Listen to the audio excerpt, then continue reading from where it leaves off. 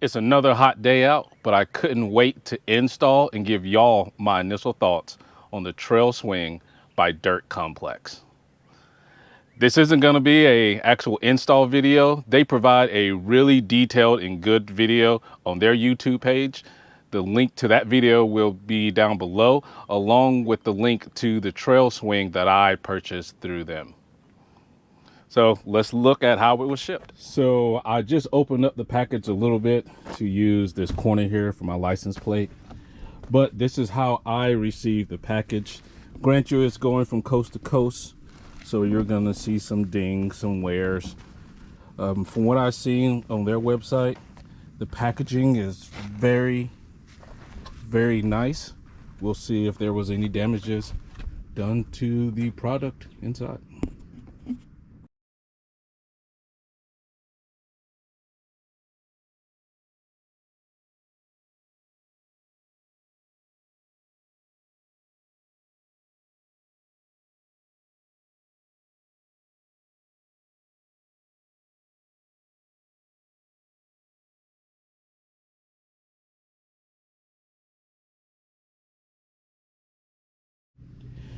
Even though the box came damaged, the Trail Swing seems to be in very good condition.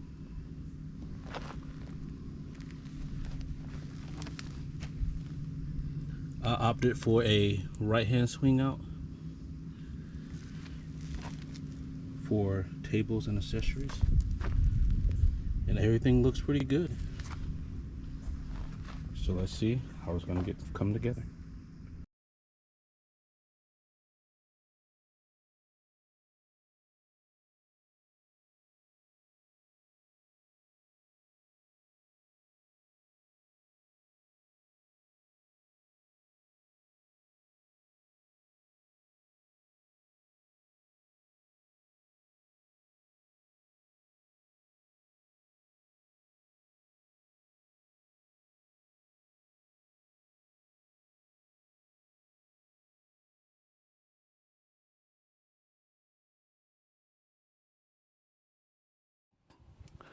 So what I'm going to try to do here is splice these wires into this longer cable, and then splice this longer cable into the white and brown cable to get my tag light working. This is over the recommended quick connection with your 4-pin connection to your trailer. I just want to see if this will be a better solution for me. Let's see how it works. So what I'm going to try to do is take my tail light wires here, running up through the cross member where the rest of these wires come out at, down through here. This is your 7-pin and 4-pin connection. I'm going to try to splice into the white and brown wire that's encased here. I'll let you know how it goes. So it took me a while to figure out, and my method is a little bit unorthodox. What I ended up doing was cutting most of the 7-pin connections here, and then figuring out which one was the negative and which one was the positive.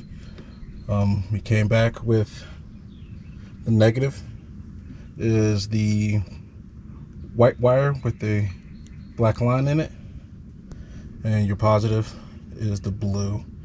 I'm going to hook them back up and see if everything still works. That took a little bit longer than I expected while I was messing around with the wires, make sure I had it wired like I wanted right for the lights. So far, I really like it. Seems to be level with the tire. Waiting to get the table in. Everything seems to be really nice so far. Of course, made in America, baby. Gotta love that. And of course, the wonderful one-hand operation. Pull pin,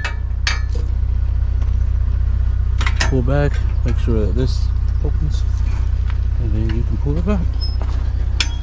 It locks in place from the first setting for the tailgate. I believe it needs to be in setting number 2.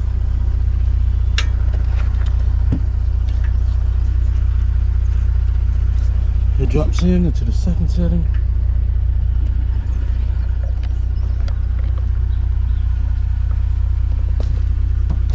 There's the wiring for the tail light.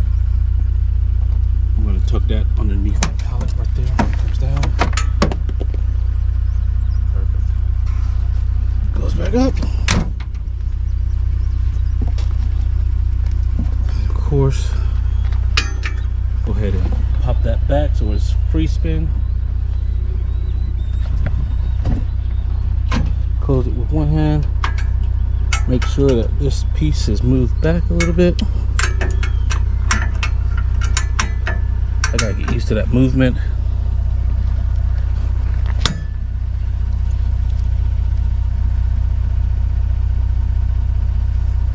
Close it. And then of course back behind the license plate, drop the pin. And that's it. I like it a lot. I'll let you know how it goes. Next we're gonna do a quick shakedown. See how much this tire actually moves. We're not gonna be doing anything crazy. Just here in this opening a little bit. And then we're gonna go down a dirt road. So stay tuned. The real question is, why would I choose a tire swing over a high clearance bumper with a tire swing? And here are a couple reasons why I decided to go this route versus a high clearance bumper. As of this recording, there are only 2 high clearance bumpers that have options for blind spot monitoring systems. Since I live in a highly populated area, blind spot monitoring is something I use on a daily basis. And since this was my daily driver, it was very important to me to use this feature just to get to and from work in daily life safely. With the trail swing, this also relocates the spare tire to a more accessible place. Also, with relocating the spare tire, I also got a table with it, which assists with more flat space while camping. I plan on using this spare table for cooking and then mounting my 5-pound propane tank onto the side of the tire to free up more space in the back of the Tacoma. Next is the overall price. This system is significantly cheaper than getting a high clearance bumper with a single or dual swing out. In my research, I found that a high clearance bumper with any swing out is approximately $3,000 and above, while this system with the swing out, a table, and a rear camera costs approximately $2,300. While I really love this setup, I can see some concerns that could come up in the future. Of course, the departure angle of the vehicle. Tacomas are already long and have a really long wheelbase, so I'm interested to see how this will affect my departure angles when rock crawling. Of course, I'll keep you up to date on how this trail swing does on the trail, as well as some of the obstacles that I tend to find myself on.